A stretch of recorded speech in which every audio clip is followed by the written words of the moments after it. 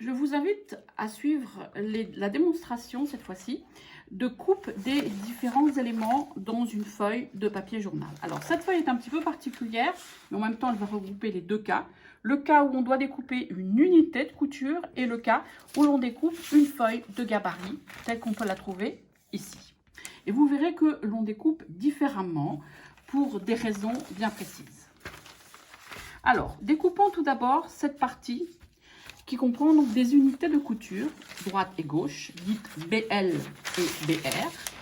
BR pour right, L pour left. Donc left, c'est gauche, right, c'est droit.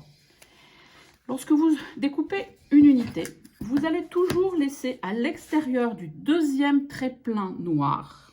Donc vous avez un premier trait-plein, un deuxième trait-plein, puis un vide. Vous allez découper à environ 3-4 mm à l'extérieur de ce trait-plein. En anglais, on dit qu'on laisse environ 1/8 d'inch. Donc voilà, vous découpez. Alors, vous pouvez découper avec des ciseaux. Personnellement, je n'aime pas les ciseaux. Je trouve que c'est beaucoup plus précis avec le cutter rotatif. Donc voilà, je découpe mon unité.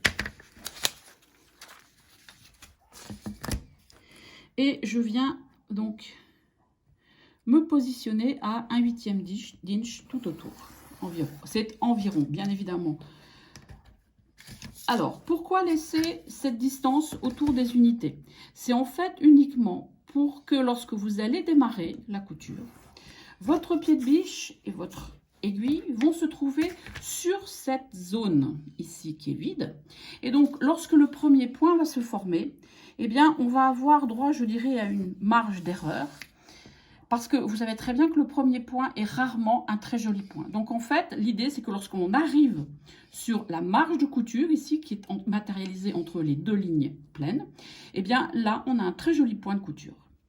Donc les unités, on les coupe toujours en laissant une petite marge extérieure autour de la deuxième ligne pleine noire. En français, en centimètres, je laisserai 3-4 mm. Et sinon, c'est à peu près 1/8 d'inch. Donc voilà comment j'ai coupé une unité. Coupons une deuxième unité. Voilà. Je me positionne toujours à environ 1/8 d'inch de mon unité. Lorsque le format est rond, eh bien j'utilise grosso modo, je vais grosso modo à 3-4 mm à l'extérieur. Vous n'êtes pas obligé d'utiliser la règle, c'est simplement pour vous guider. Voilà, une deuxième unité de couper. En ce qui concerne, donc ça, ce sont essentiellement les éléments que vous trouverez sur les feuilles NP. En ce qui concerne les gabarits, qui sont normalement situés sur des feuilles TP, template, sauf qu'ici, on en trouve sur la feuille NP, eh bien les gabarits, on vient les couper directement sur le trait noir. Donc, vous avez un trait noir, et on vient couper directement sur le trait noir.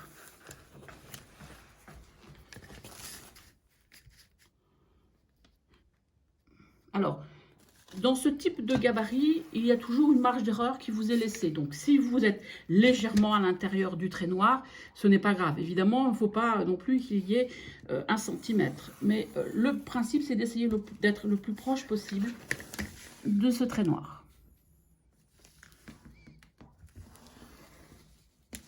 Voilà. Et vous obtenez une feuille de gabarit qui est prête à être utilisée. Et on voit qu'on a 1, 2, 3, 4 gabarits qui serviront à couper les tissus.